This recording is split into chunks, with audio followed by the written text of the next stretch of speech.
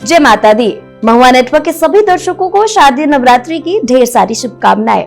नवरात्रि के 7वें दिन भक्त माता कालरात्रि की पूजा करते हैं। माता कालरात्रि भक्तों के भय का नाश करती हैं और दुखों का भी संहार करती हैं। आइए हम जानते हैं कालरात्रि का स्वरूप और उनकी कथा के बारे में चर्चा करते हैं।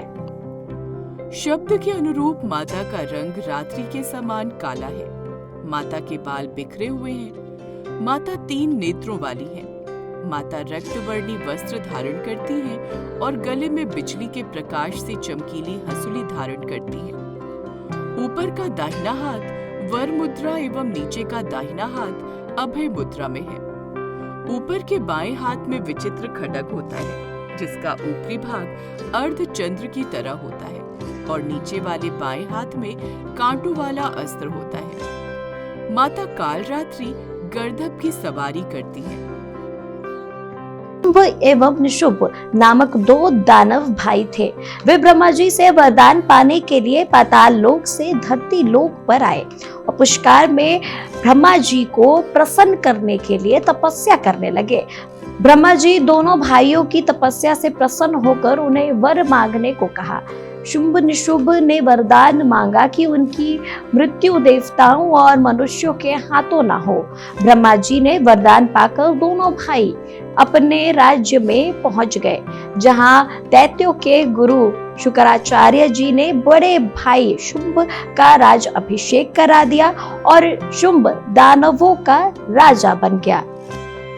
शुंभ निशुंभ को शक्तिशाली जानकर दैत्य समाज के दूसरे सभी प्रतापति दैत्य अपनी सेनाओं को साथ लेकर अपने नए सम्राट के प्रति इष्टान व्यक्त करने लगे।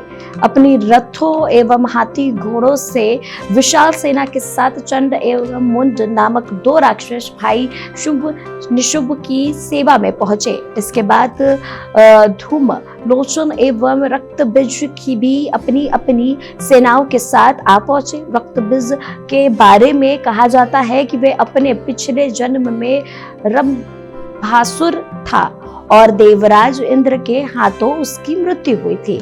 धीरे धीरे सभी असुर राजा गुण शुंभ की सेना के छत्र के नीचे आ गए।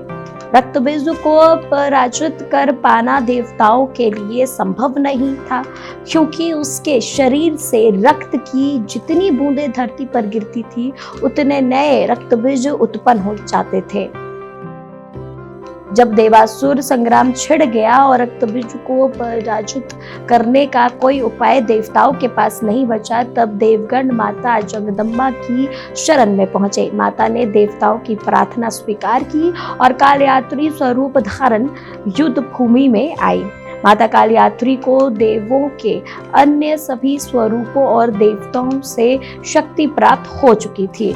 वहीं युद्ध भूमि में उत्पन्न हो चुके सभी रक्तबीज का संहार करने लगी और उनके रक्त धरती पर गिरने से पहले ही अपने खप्पर पर लेकर पान करती गई। इस प्रकार देवी ने रक्तबीज का संहार कर देवताओं को अभय प्रदान किया।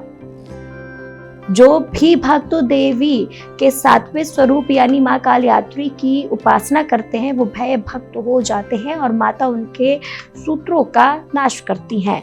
इसी के साथ हम सभी माता कालरात्रि की कृपा बनी रहे। नमस्कार।